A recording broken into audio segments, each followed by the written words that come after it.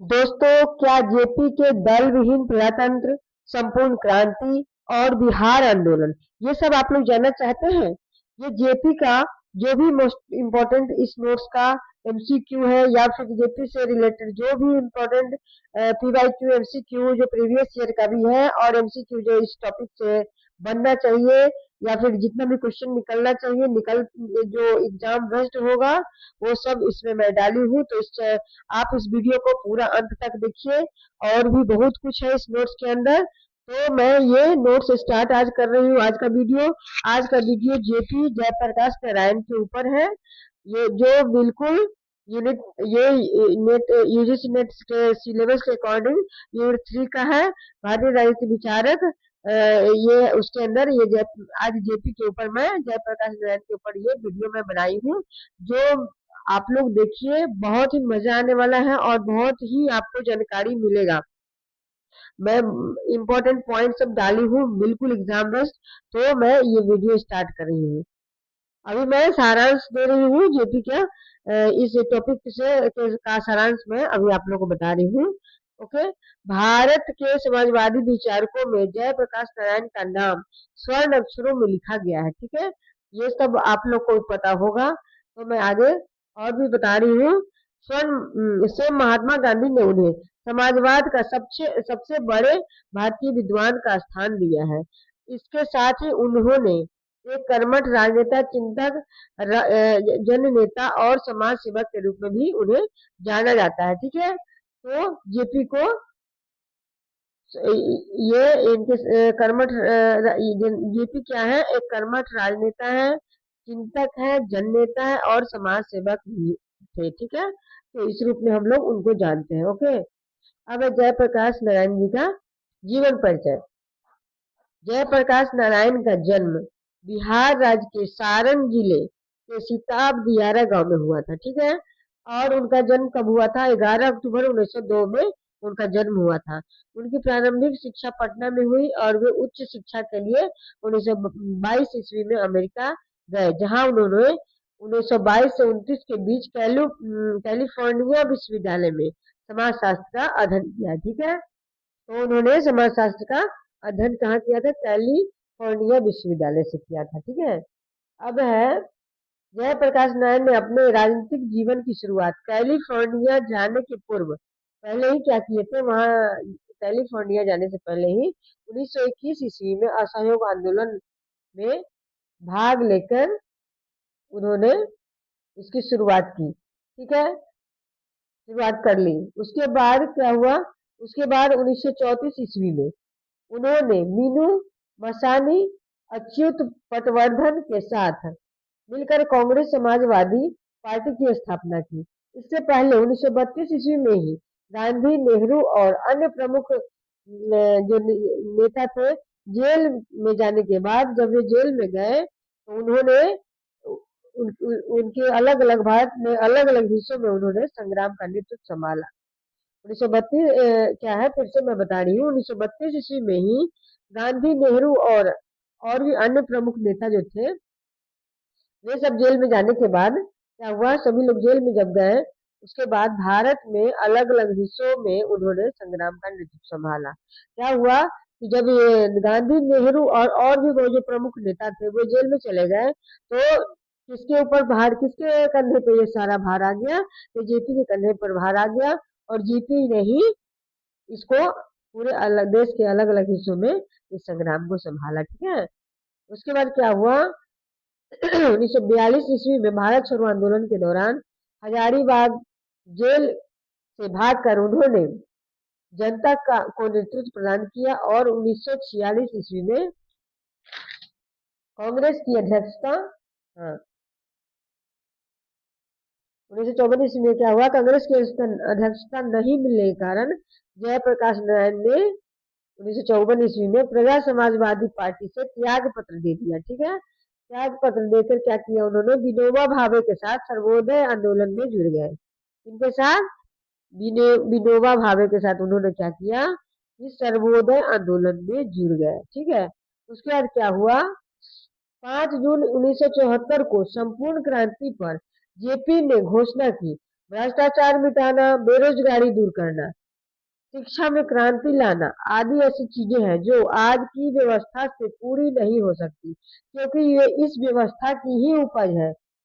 वे तभी पूरी हो सकती है जब संपूर्ण व्यवस्था बदल दी जाए, और संपूर्ण व्यवस्था के परिवर्तन के लिए क्रांति, संपूर्ण क्रांति आवश्यक है। ठीक है, तो ये 5 जून 1974 को संपूर्ण क्रांति में पर जेपी की ये घोषणा थी। ठीक है, मैं अभी जो भी बताई वो क्या थी, संपूर्ण क्रांति में ये बहुत मोस्ट इम्पोर्टेंट, संपूर्ण क्रांति से क्वेश्चन पूछा जाता है, बराबर देखा जाता है। ठीक है, ये कब हुआ था? 5 जून 1974 को संपूर्ण क्रांति हुआ था। उसमें ये जो हम बताए हैं अभी आपको, बेरोजगारी दूर करना, शिक्षा में क्रांति लाना, और भी है ये जो मैं बताई हूँ, सब इस क्रांति के की घोषणा में आता है। ठीक है, अब जयप्रकाश नारायण जी की प्रमुख रचना क्या है? वाई सोशलिज्म, स्ट्रगल, उसके बाद है a plea for the risk a plea for the reconstruction of the Indian policy. ठीक है, polity, from socialism to Sarvodaya, Swaraj for the people, the prison diary, three basic problem of free India. ठीक है, ये सब उनकी बुक है, मोस्ट जो भी है उनकी किताब, वही ये सब ऊपर हम लोग देखे हैं। अब है जयप्रकाश नारायण पर वैचारिक तत्वों का प्रभाव। हाँ, जेपी के ऊपर किन किन तत्वों का प्रभाव रहा। ठीक है, आगे देखिए, तो जयप्रकाश नारायण पर अनेक तत्वों का प्रभाव रहा। उन्होंने गीता से कर्म करो, हाँ, गीता से क्या की लिए? कर्म करो का संदेश लिया। एन रॉय से लोकतंत्र का संदेश लिया। गांधी जी और विनोबा भावे से प्रभावित होकर सर्वोदय के लिए कार्य किया। ठीक है, अब आगे है जयप्रकाश नारायण के जीवन यात्रा के 4 चरण बताए हैं। ठीक है, 4 चरण कौन है? मार्क्सवादी, लोकतांत्रिक, समाजवादी, गांधीवादी और समग्र क्रांति का चरण। ये 4 चरण उनके जेपी के जयप्रकाश नारायण की जीवन यात्रा में ये 4 चरण देखे गए हैं। ठीक है, तो अब है जयप्रकाश नारायण के प्रमुख विचार। जयप्रकाश नारायण को गांधी जी ने भारतीय समाजवाद का सबसे बड़ा विद्वान बताया था। नारायण के समाजवाद संबंधी प्रमुख विचार निम्न है: उत्पादन के साधनों का समाजीकरण, लोकतंत्रीय समाज पर बल, ग्राम पुनर्गठन पर बल, साध्य साध्य और साधनों की पवित्रता, विश्व समुदाय की स्थापना पर बल। ठीक है, तो ये सब उनके समाजवाद संबंधी प्रमुख विचार थे। ठीक है, जेपी के। अब है समाजवाद संबंधी विचार जो है, थोड़ा सा अभी डिटेलिंग बता रही हूँ। समाजवाद में से ये सब क्वेश्चन में पूछा जाता है, इसलिए थोड़ा मैं डिटेल कर देती हूँ इसको, कि आप लोग को समझ में भी आ जाए और रिवीजन करने में भी छोटा छोटा है, तो आप लोग को प्रॉब्लम ना हो। समाजवाद संबंधी विचार क्या? 1940 ईस्वी में रायगढ़ कांग्रेस में प्रस्तुत अपने प्रस्ताव में जयप्रकाश समाजवाद संबंधी विचार में क्या है? 1940 ईस्वी में रायगढ़ कांग्रेस में प्रस्तुत अपने प्रस्ताव में जेपी ने सामूहिक स्वामित्व एवं नियंत्रण के सिद्धांत की चर्चा की। ठीक है, सामूहिक स्वामित्व और नियंत्रण की सिद्धांत की चर्चा की। अपनी पुस्तक टुवर्ड्स फ्रीडम में उन्होंने लिखा है कि इस देश का कानून जनता की स्वतंत्र रूप से व्यक्त इच्छा पर आधारित है। ठीक है, इसमें क्या लिखा है अपने पुस्तक में कि इस देश का कानून जो है जनता के स्वतंत्र रूप से व्यक्त इच्छा पर आधारित होना चाहिए। ठीक है, अब संपूर्ण क्रांति की अवधारणा, ये बहुत इंपॉर्टेंट होता है ये टॉपिक, इससे हमेशा पूछा जाता है, ये भी बहुत इंपॉर्टेंट पॉइंट है। संपूर्ण क्रांति की अवधारणा, विधानसभाओं को भंग करना। ठीक है, इसमें क्या था? संपूर्ण क्रांति की अवधारणा में क्या था कि विधानसभाओं को भंग करने के लिए जेपी ने ये अपना विचार प्रस्ताव रखा। ठीक है, के बारे में बताया। सरकार के कार्यकलापों को ठप करना, विद्यालय महाविद्यालयों को एक वर्ग के लिए बंद करना, लोगों को संगठित करना तथा लोगों की प्रतिदिन आवश्यकताओं की पूर्ति हेतु संगठनों को चलाना, निर्धनों तथा दुर्बलों की समस्याओं का समाधान करना और समाज में नैतिक मूल्यों का प्रचार करना। ठीक है, ये सब पॉइंट उनका था, जेपी का था। जयप्रकाश के आधुनिक लोकतंत्र संबंधी विचार। अब क्या है? आधुनिक लोकतंत्र संबंधी विचार क्या थे जेपी के? अभी जेपी का मानना था कि लोकतंत्र की समस्या मूलतः एक नैतिक समस्या है। ठीक है, लोकतंत्र की समस्या क्या है? मूलतः एक नैतिक समस्या है। लोकतंत्र में संविधान शासन प्रणाली, दलों और चुनाव की विशिष्ट भूमिका है। जब तक जनता में आध्यात्मिक गुणों तथा नैतिक मूल्यों का विकास नहीं होगा, तब तक हम अच्छे परिणाम की उम्मीद नहीं लगा सकते। ठीक है, उन्होंने उनका क्या था कहना कि जनता में क्या क्या होना चाहिए, आध्यात्मिक गुण और नैतिक मूल्यों का विकास होना चाहिए। ठीक है, तो ये इनका जेपी का ये था, राष्ट्रवाद संबंधी विचार। अब क्या था, क्या है राष्ट्रवाद संबंधी विचार, जेपी ने राष्ट्रवाद संबंधी विचार में क्या है, जेपी ने भारत की एकता तथा अखंडता के लिए राष्ट्रवाद का समर्थन किया। क्या किए, एकता और अखंडता के लिए राष्ट्रवाद का समर्थन किया।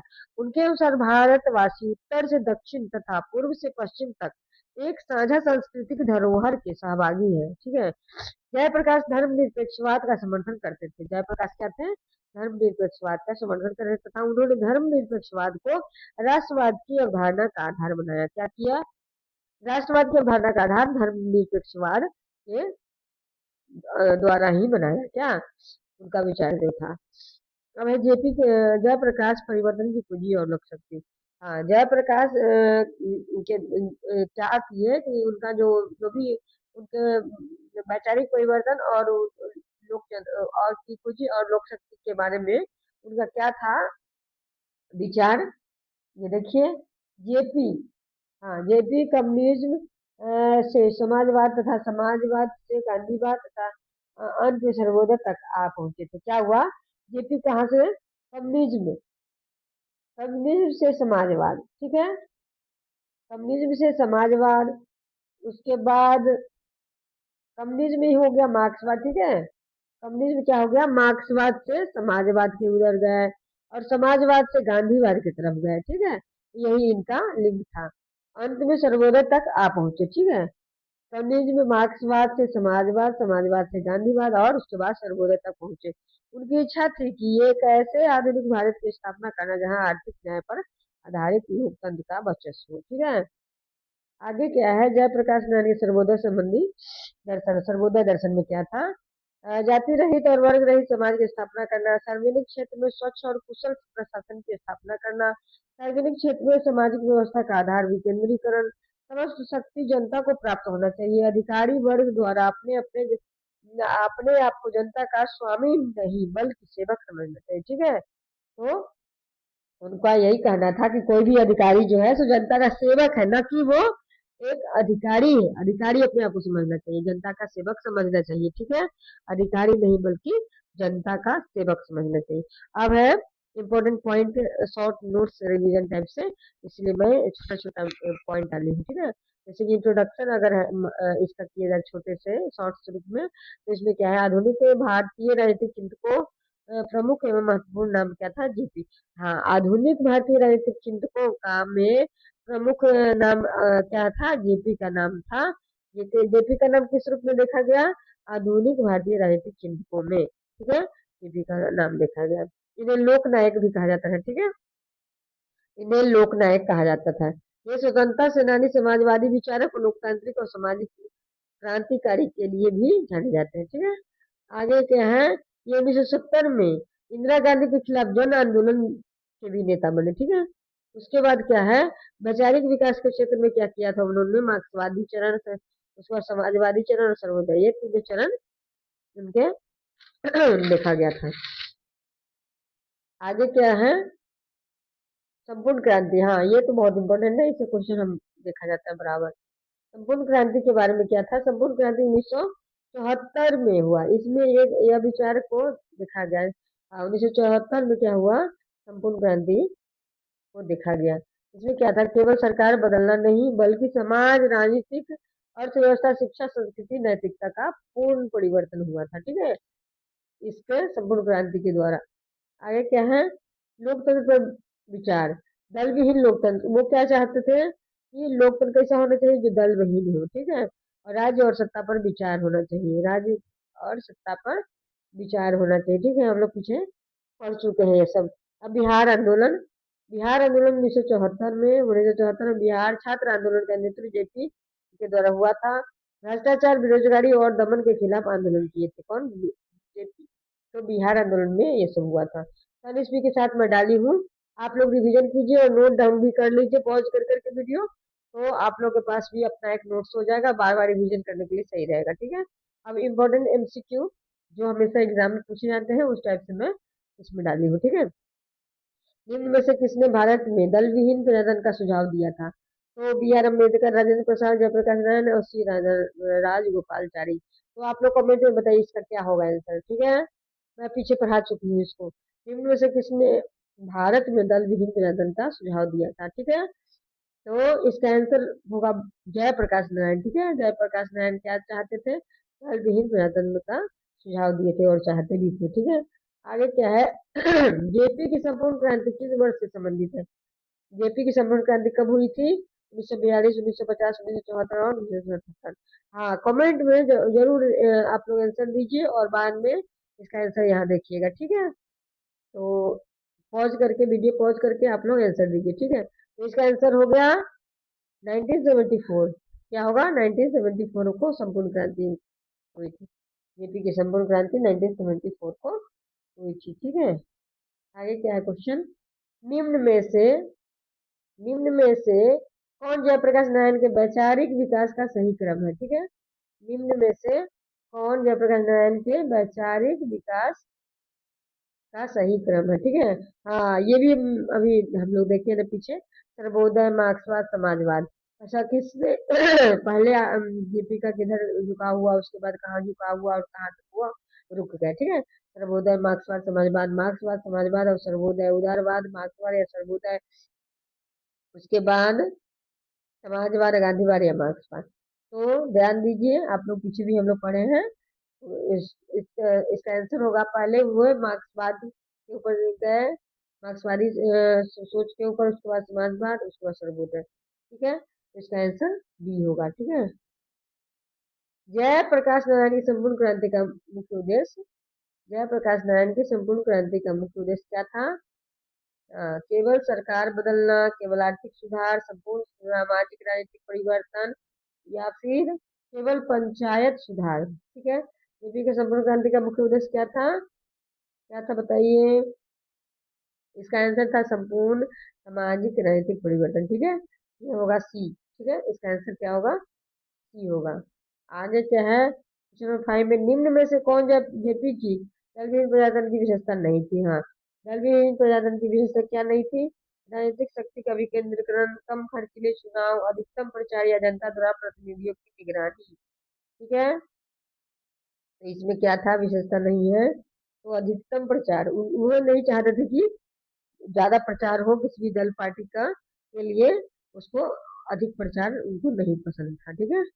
उसके बाद था लास्ट में क्या है? जेपी किस आंदोलन के प्रमुख नेता थे? जयप्रकाश नारायण जो थे किस आंदोलन के प्रमुख नेता थे? तो हम लोग पीछे सब पढ़ चुके हैं। चिपको आंदोलन, बिहार आंदोलन, तेजुछा आंदोलन और तेलंगाना आंदोलन, ठीक है।